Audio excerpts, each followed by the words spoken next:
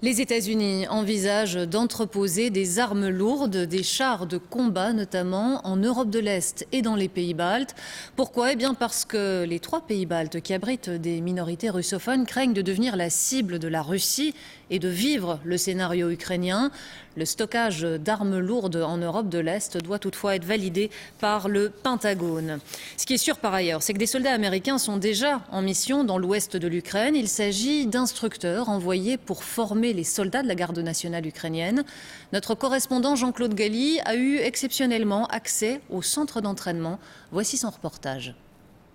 Polygone militaire de Yavoriv. C'est dans cette immense plaine vallonnée, située non loin de la Pologne, que 300 parachutistes américains forment depuis le mois d'avril 2000 soldats de la garde nationale ukrainienne. Aujourd'hui, ils leur apprennent à repousser un assaut ennemi.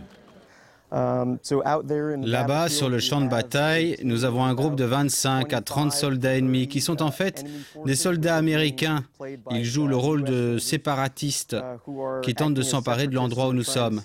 Les bataillons ukrainiens présents ici sont quant à eux déployés afin d'assurer la défense de la position. Une nouvelle journée commence pour les paras américains. C'est en réponse à l'aide et aux armes livrées par Moscou aux séparatistes du Donbass que Washington a décidé d'envoyer ses GI. Une présence en uniforme destinée à la fois à rassurer les pays voisins de la Russie et à rappeler à tous quelles sont les capacités militaires des États-Unis.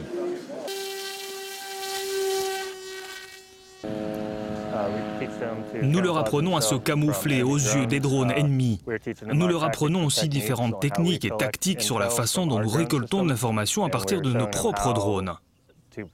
Et nous leur montrons enfin comment se protéger plus efficacement des images que nous pouvons collecter grâce à l'imagerie de couleur et la signature de chaleur. Aujourd'hui, les balles sont à blanc, mais demain, la plupart de ces hommes traverseront le pays d'ouest en est et seront déployés dans le Donbass, sur la ligne de front, face aux séparatistes pro-russes. Nous profitons de cette expérience qu'ont les États-Unis dans la conduite de campagnes militaires. Pour nous, c'est la première fois dans l'histoire de notre pays que nous devons conduire de telles opérations. Mais cela va aussi nous donner plus de confiance à l'avenir. C'est d'ailleurs la chose la plus importante pour nous.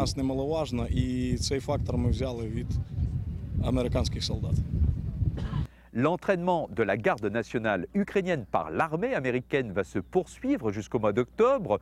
Au-delà, d'autres missions de formation ou de coopération sont déjà envisagées à Kiev et à Washington. Mais plus que la présence de ces quelques centaines de soldats américains ici, c'est surtout un message politique très fort envoyé par l'administration Obama à Vladimir Poutine. L'Ukraine est désormais un partenaire à part entière des États-Unis et des pays occidentaux.